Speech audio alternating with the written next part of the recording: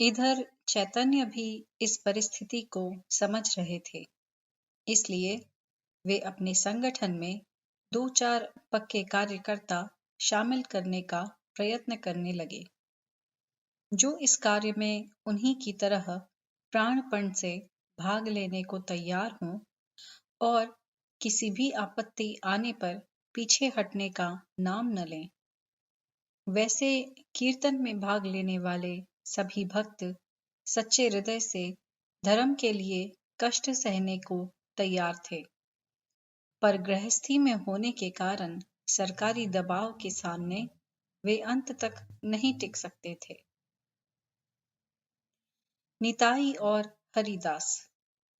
चैतन्य को शीघ्र ही एक पक्का सहयोगी निताई अथवा नित्यानंद के रूप में मिल गया। वे नदिया के पास ही राढ़ प्रदेश के निवासी थे और बाल्यावस्था में ही एक सन्यासी के शिष्य हो गए थे। उनके साथ इन्होंने चारों धामों तथा काशी, प्रयाग, मथुरा, नासिक आदि समस्त तीर्थों की यात्रा की।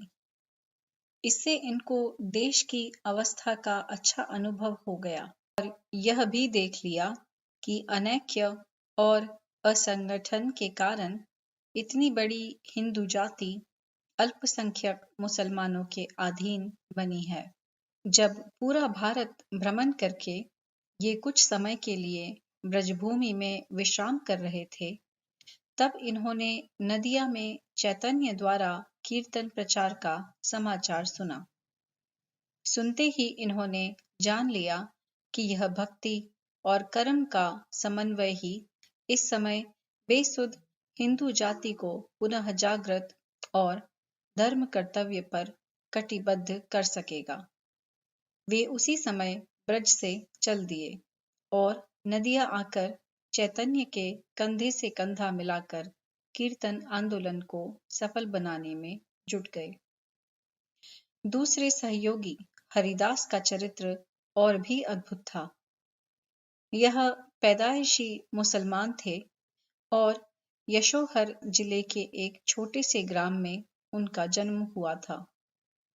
बचपन में ही माता पिता के मर जाने से वे अनाथ हो गए और भिक्षा मांगकर जीवन यापन करने लगे।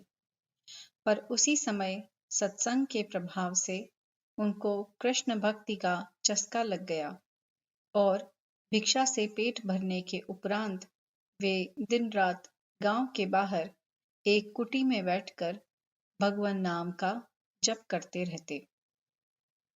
इस प्रकार की तपस्या और पवित्र जीवन के कारण उनका नाम चारों तरफ फैलने लगा और ग्रामीण जनता उनको श्रद्धा की दृष्टि से देखने लगी। यह देखकर समीप ही के एक अन्य गांव के जमींदार रामचंद्र खां को उनसे बड़ी ईर्ष्या होने लगी और उसने इनको चरित्र भ्रष्ट करके नीचा दिखाने का विचार किया।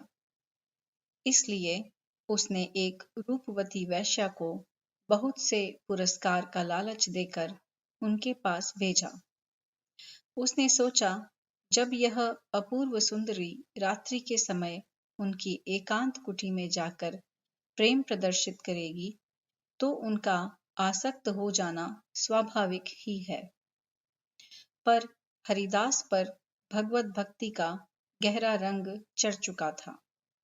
वह वैश्या 4 दिन तक उनकी कुटी के द्वार पर कई घंटे बैठी रही, पर उनके अखंड नाम जप के आगे उसे कुछ कहने का अवसर ही न मिल सका।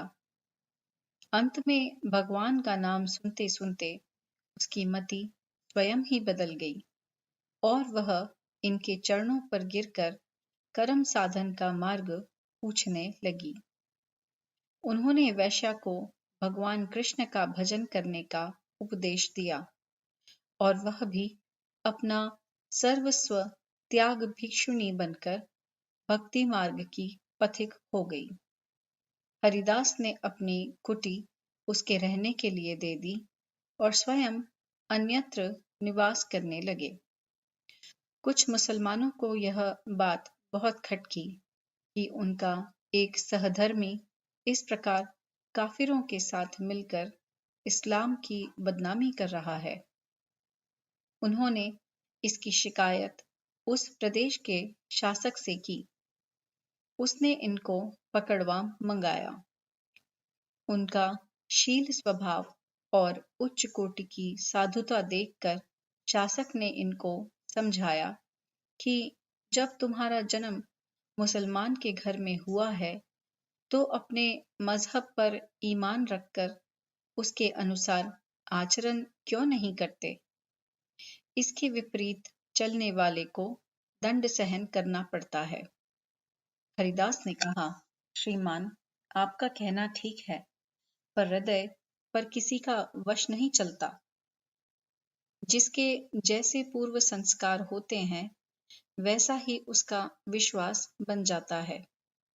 रही दंड की बात, तो जब आप हिंदू से मुसलमान बनने वालों को किसी प्रकार का दंड नहीं देते, तो मुसलमान से हिंदू बनने वाले को सजा देने का क्या कारण हो सकता है। यह तर्क शासक की समझ में तो आ गया, पर काजी तथा अन्य मुसलमान अधिकारियों के दबाव के कारण उसे हरिदास को प्राण दंड की आज्ञा देनी पड़ी, और वह भी कोड़े मार मार कर। इस आज्ञा के अनुसार जल्लाद कोड़े मारते हुए सब बाजारों में घुमाने लगे। कोड़े खाते खाते उनकी तमाम देह लहूलुहान हो गई, पर हरिनाम की ध्वनि बराबर मुंह से निकलती रही और उसी में पूरी तरह ध्यान लगे रहने के कारण उन्हें कोड़ों की पीड़ा भी नहीं जान पड़ी। यह देखकर जल्लाद घबराए और हरिदास से कहने लगे कि अगर आप इतनी मार पर भी जीवित रहेंगे तो हमारी नौकरी चली जाएगी। इस पर हरिदास ने मौन ग्रहण कर लिया और उनको मूर्छा आ गई। जल्लाद उनको गंगा जी में फेंक कर चले आए। वहां गंगा जल के प्रभाव से उनको कुछ समय में होश आ गया और उनके घाव भी धीरे धीरे ठीक हो गए।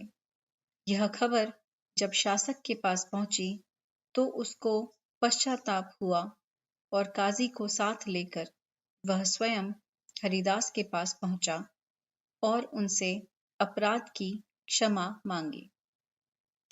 इसके पश्चात हरिदास नदिया में आकर अद्वैताचार्य के घर रहने लगे और वे भी पुत्रवत उनका पालन करने लगे। कुछ ही समय में वे चैतन्य की कीर्तन मंडली के पक्के सदस्य बन गए और जीवन के अंतिम क्षण तक अपनी समस्त शक्ति इसी उद्देश्य की पूर्ति में लगाते रहे। जगाई मघाई का उद्धार। इधर नित्यानंद और हरिदास जैसे नाम कीर्तन के प्रचारार्थ प्राणादान करने को प्रस्तुत दो सहकारियों के आ जाने से नदिया नगर में कीर्तन का कार्यक्रम अधिकाधिक जोर पकड़ने लगा। इधर सरकारी अधिकारियों का रुख देखकर उनके कुछ पिट्ठू इसमें बाधा डालने लगे। उस समय शहरों के इंतजाम के लिए आजकल की तरह नियमित पुलिस नहीं थी, वरन कोई जबरदस्त व्यक्ति सरकारी कर्मचारियों से मिलकर स्वयं ही व्यवस्थापक बन बैठता था और इसी कमाई से खाता पीता और मौज करता था। चैतन्य के समय में नदिया में दो भाई, जिनका नाम जगाई मघाई मशहूर था, अपनी मर्जी से ही शहर के कोतवाल बने हुए थे। इनका असली नाम तो जगन्नाथ और माधव था और ये एक ब्राह्मण के पुत्र थे, परंतु उनका आचार विचार ऐसा भ्रष्ट था कि दुनिया का कोई कुकर्म उनसे नहीं बचा था। वे चोरी, लूटमार, खून, आतंक द्वारा नदिया निवासियों को बहुत तंग करते थे। शराब पीकर वे जिस मोहल्ले में पहुंच जाते, वहां रहने वालों की शामत आ जाती थी। एक तो वो स्वयं ही बड़े क्रूर और दुर्दमनीय थे। फिर उन्होंने काजी, सरकारी अफसर, अदालत वाले सबको मिला रखा था। लूट मार द्वारा प्राप्त धन में से वे उनको भी हिस्सा देते थे। इसलिए नदिया में किसी का साहस उनके विरुद्ध जबान खोलने का नहीं होता था। अब ये दोनों भाई कीर्तन के विरोधी बन गए और चाहे जब किसी भक्त को मारने पीटने लगे। एक आध बार उन्होंने कीर्तन करने वालों के पखावज, ढोल आदि भी तोड़ फोड़ डाले थे। एक दिन मार्ग में उनकी भेंट हरिदास और नित्यानंद से हो गई। हरिदास कितने ही भक्तों के साथ कीर्तन करते चले जाते थे। जगाई मधाई ने कीर्तन बंद करने को कहा और भक्त तो डरकर चुप हो गए, पर हरिदास ने कीर्तन बराबर जारी रखा। इससे जगाई मधाई क्रोधान्ध हो उनको लाठियों से पीटने लगे, पर हरिदास कहीं लाठी के भय से कीर्तन बंद करने वाले थे। वे जोश में आकर दुगने वेग से कीर्तन करने लगे। इतने में दो चार भक्तों ने दौड़कर चैतन्य प्रभु को यह खबर दी। उन्होंने वहां आकर देखा कि हरिदास के मस्तक से खून की धार बह रही है। यह देखकर चैतन्य क्रोधित हो गए और उनका स्वरूप महाभयानक जान पड़ने लगा, जिसे देखकर वे दुष्ट भी डर गए। हरिदास ने उनके चरण पकड़ लिए और उन दुष्टों पर दया करने की प्रार्थना की। इस पर चैतन्य ने क्रोध त्याग कर उन दुष्टों को हृदय से लगा लिया। प्रभु के शरीर का स्पर्श होते ही उनका मनोभाव बदल गया और वे अपनी नीचता तथा चैतन्य की उदारता देखकर अपनी करनी पर पश्चाताप करने लगे। आगे चलकर वे स्वयं भी कीर्तन के बड़े प्रचारक बन गए। चैतन्य का संन्यास और महाअभियान। इस घटना के थोड़े ही दिन बाद काजी के घर में जाकर कीर्तन करने की वह घटना घटी जिसका वर्णन आरंभ में किया जा चुका है। इस प्रकार चैतन्य प्रभु ने नदिया में तो कीर्तन की धारा स्थायी रूप से बहा दी और उसका मार्ग निष्कंटक कर दिया, पर अब उनके चित्त में आने लगा कि केवल एक या दो नगरों में इस प्रकार कीर्तन द्वारा धर्म प्रभाव को जागृत कर दिया गया और वहां के हिंदू धर्म रक्षार्थ कटिबद्ध हो गए तो इससे क्या बनता है। यह समस्या तो देशव्यापी है। इस समय मुसलमान शासकों के अन्याय अत्याचारों से हिंदू धर्म चारों दिशाओं में विपदाग्रस्त हो रहा है।